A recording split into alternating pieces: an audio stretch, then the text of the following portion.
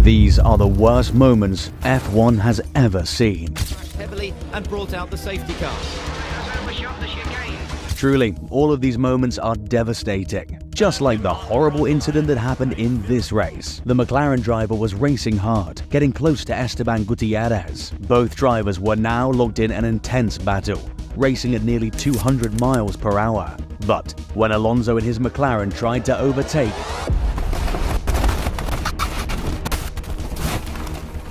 in just an instant, Alonso's McLaren went flying. His car spiraled, twisting through the air like it weighed nothing. Luckily, nothing happened to him, thank God. Alonso did walk away unharmed, but unfortunately, we can't say the same for this driver. Alberto Ascari, a fierce Italian driver, was chasing Stirling Moss for the lead, pushing his Ferrari to the limit. But when he reached the tight chicane near the harbour, suddenly his car slid out of control. And so, when he approached that tight harbour chicane, disaster.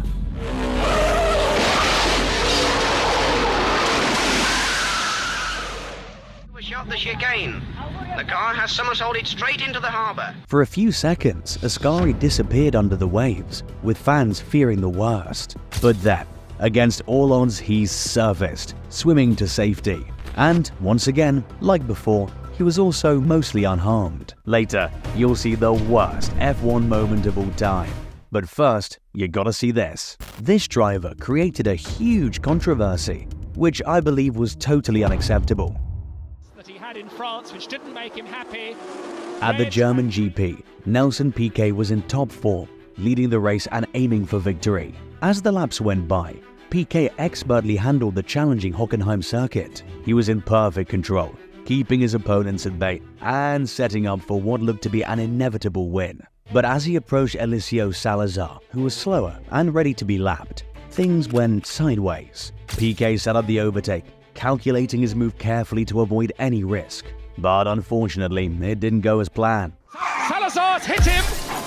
Oh, goodness gracious me! In just an instant, the two cars collided, and Piquet lost the race win. Now, the situation was serious. It's something I should have said 10 seconds later. Because guys, things went from bad to worse over there. After the collision, Piquet stormed out of his car, fury written across his face. He sprinted towards Salazar and without missing a beat, unleashed on him. Oh, Pitt says, Ed, take that! Oh my goodness!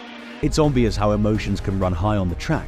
I get that. But this was not right. It shouldn't have happened. But guys, it still doesn't even come close to what happened in Singapore. Because this race created the darkest moment in Formula One.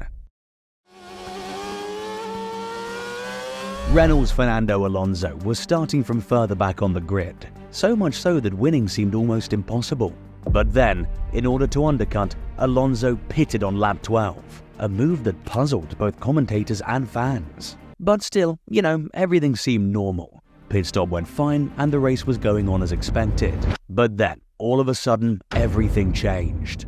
Renault's gamble looked to have paid off when Piquet crashed heavily and brought out the safety car. That's Nelson Piquet, and that is likely, I would have thought. Few laps after Alonso pitted, his teammate Nelson Piquet collided. Puzzle number 2. Due to this, the safety car came out, which obviously made everyone slow down. This break benefited Alonso, as other drivers still had to pit, which meant Alonso, who already pitted, was suddenly now in prime position. In just a few seconds, Alonso went from P15 to P1. And since Singapore is the less overtakes track, it was now smooth sailing. Alonso drove well and maintained position, and so eventually finished P1. Alonso coming through to take the checkered flag and claim a very, very well-deserved victory in Formula One's first ever night race. Now, as the dust settled and the season went on, people started to realize something felt off. Rumors began to circulate in the paddock. Why had Piquet collided at such an ideal time for Alonso? I mean, it seemed too perfect.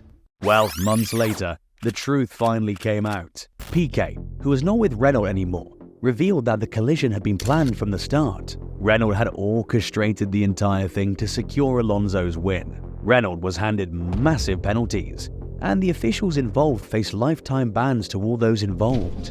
Well, almost all of them.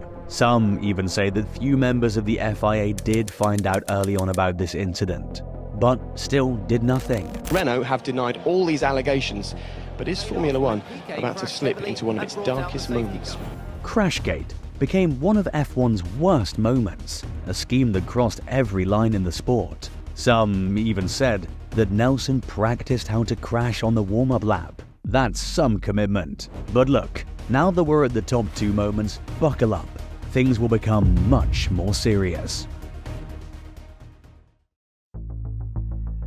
The Nürburgring circuit, nicknamed the Green Hell, has the reputation for being one of the most dangerous tracks in F1. But in 1976, it became way too dangerous. Niki Lauda insisted that the track was too risky for modern F1 racing. Conditions were too harsh, and he asked the other drivers to boycott the race.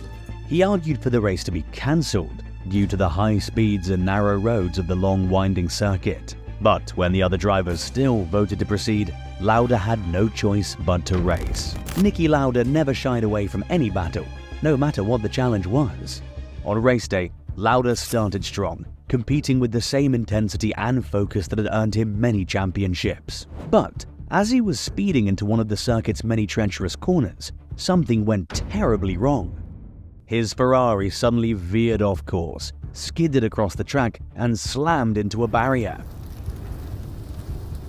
It's suspected that a puncture or suspension failure may have caused this incident. The car got totally engulfed in flames, and when it bounced back onto the track, it even got hit by Brett Lunga, another driver who had no time to avoid the wreck. In just a few seconds, the whole world changed. This was so severe that honestly, I can't even go into detail. The whole thing was truly horrible. Doctors warned him that his chances of survival were slim. Even his friends and family might have prepared themselves for the worst. But Lauda didn't give up. His resilience and determination shocked everyone. He fought through the pain and had a single goal in mind: to get back in that driver's seat.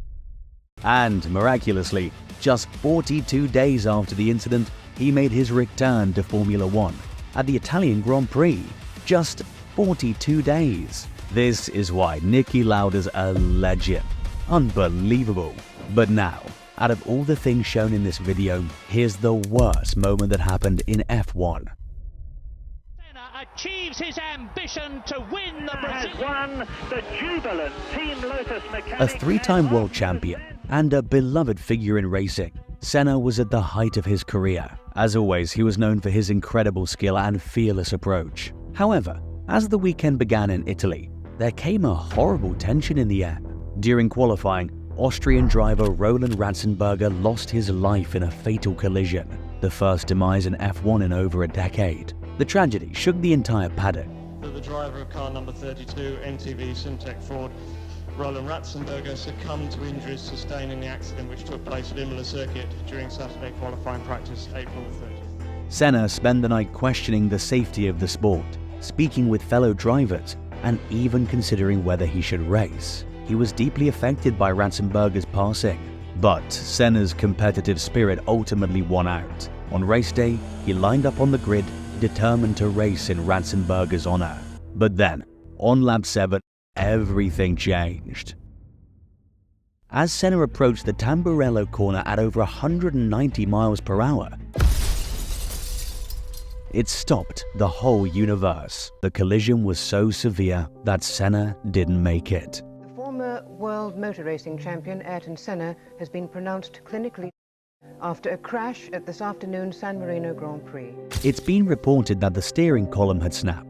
When that column snapped, Senna lost control of the steering, sending his car off the track and straight toward the concrete wall. And, well, what happened next, I can't even say out loud. The world lost a legend that day. It was even later revealed that Senna had carried an Austrian flag in his car, intending to wave in tribute to Ratzenberger at the end of the race.